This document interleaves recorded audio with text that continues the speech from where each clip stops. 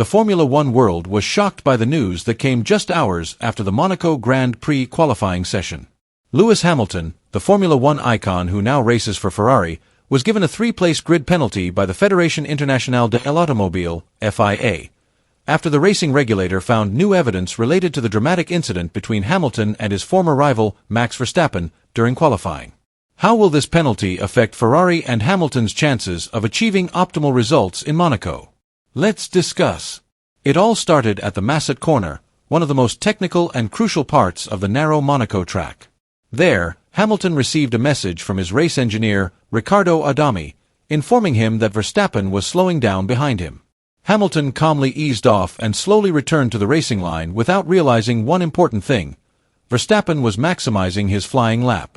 Verstappen, approaching at full speed, was forced to brake suddenly to avoid a collision.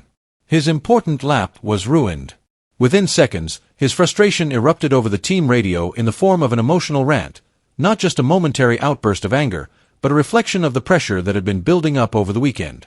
In Monaco, where a single failed lap could mean an entire strategy goes to waste, moments like this could mean the difference between victory and defeat. The FIA, notoriously strict in enforcing its rules, certainly didn't sit idly by.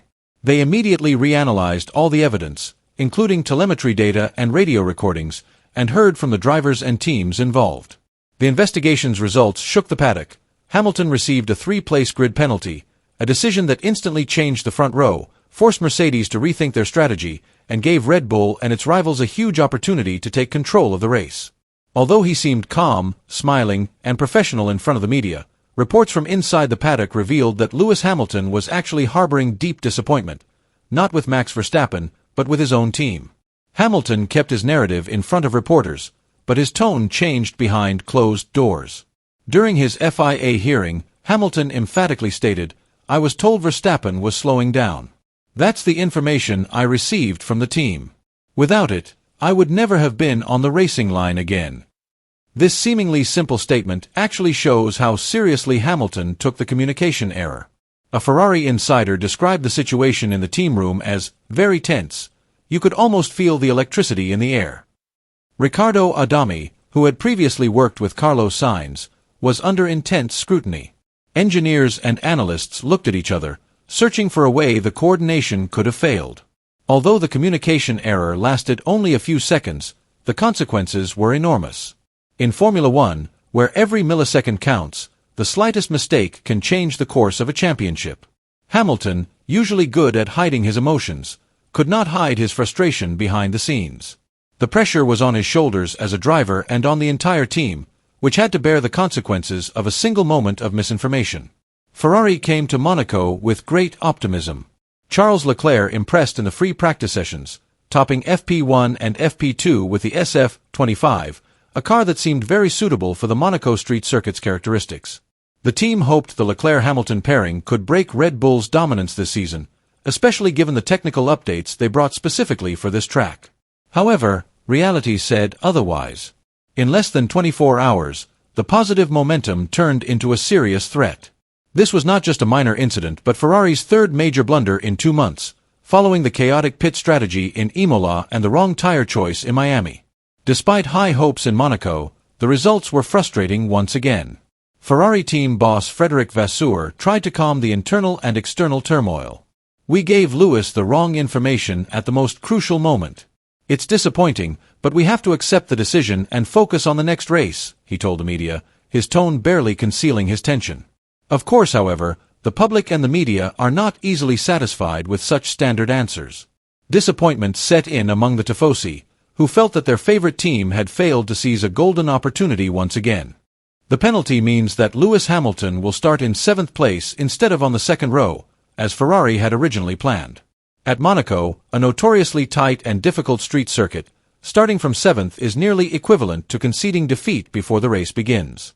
On a track like this, starting position is more important than speed or ability, so the penalty is a major blow to the team's psychology and strategy. Ferrari will now have to rethink their entire strategy. They will have to consider making an early pit stop, even though it's risky. An early pit stop has the potential to create an opportunity for an undercut, which would allow Hamilton to overtake his rivals through strategy rather than on-track action. However, Pitting too early means gambling on tire degradation in the latter part of the race, which could backfire. Another option is to wait for the safety car, which appears quite often at Monaco due to the circuit's tight nature and how easily cars can get caught in the barriers. However, relying on the safety car is tantamount to relying too much on luck, which is not a solid basis for a plan for a team like Ferrari. A more painful question arises. Should Ferrari sacrifice Hamilton for Charles Leclerc? This tactic may sound cruel, but it's realistic if Leclerc can maintain his position at the front. Prioritizing the leading driver is a common strategy in Formula One. However, in the context of Ferrari struggling to balance their two superstars, prioritizing Leclerc could further exacerbate internal tensions. Meanwhile, Max Verstappen, the world champion known for his straightforwardness, sharply criticized Lewis Hamilton. "He was in the middle of the track when I was pushing. This is Monaco, there can be no mistakes like that," he told the media firmly, his tone clearly showing irritation. Although Verstappen will only start from the second row, he knows that Hamilton's penalty will strengthen his position when the race begins. For Verstappen, this is a golden opportunity that cannot be wasted, especially on a narrow street circuit like Monaco, where overtaking is difficult and grid position is crucial. Verstappen isn't the only one smelling opportunity. McLaren and Mercedes are too. McLaren has been consistent and error-free this season, and now has the opportunity to devise a clean strategy and position themselves at the front. Meanwhile, Mercedes, who have previously struggled to stay ahead of the pack, could take advantage of the potential chaos ahead, a common occurrence in Monaco, especially when tensions between drivers are high. This race is predicted to be one of the most dramatic of the season. A heated debate has erupted on social media. Did Hamilton deserve the punishment, or was he simply the victim of a team error? Some defended Hamilton, saying a driver relies on information from engineers, especially on a tight track like Monaco. However, others argued that the rules are the rules. Verstappen was blocked, and the penalty was warranted. One thing is certain, the spotlight is now on not only the rivalry between the drivers but also Ferrari's weaknesses as a team. In a sport where races are won or lost in milliseconds, repeated errors like these could mean the difference between becoming a world champion and settling for a near miss.